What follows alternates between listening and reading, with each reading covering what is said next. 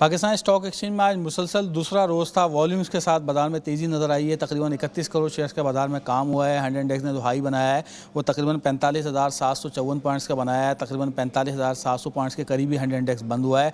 Volumes खासे बेहतर हुए हैं। टॉप वॉल्यूम हमें थर्ड लेयर स्क्रिप्ट्स मार्केट में नज़र आए हैं। मार्केट में खासी एक्टिविटी है। वजह ये बताई जा रही है कि जिस तरह जो है रिजल्ट सीजन शुरू होने वाला है, नताइज कह रहे हैं काफ़ी अच्छे आएंगे, तवक्को से ज़्यादा अच्छे आएंगे, जिसकी वजह से मार्केट में एक्टिविटी नज़र आ रही है।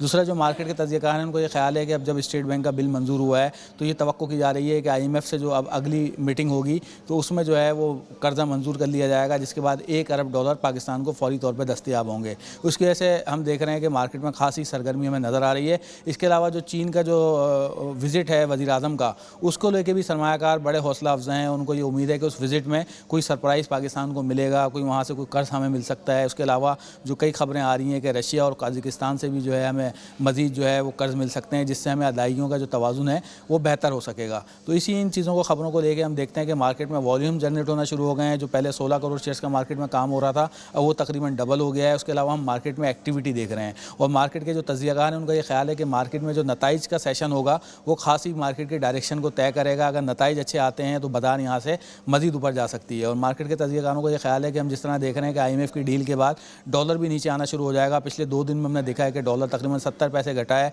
और आज भी तकरीबन जो है 174 रुपये 30 और 40 पैसे के ऊपर डॉलर बंद हुआ है। तो ये भी सरमायाकार इसको भी अच्छा ले रहे हैं। ये वो तमाम वजूहात हैं जिसको लेकर मार्केट में रैली देखी जा रही है और तवक्को ये है कि आइंदा हफ्ते पूरे हफ्ते में भी मार्केट ये तेज़ी की रैली कंटिन्यू कर सकती है।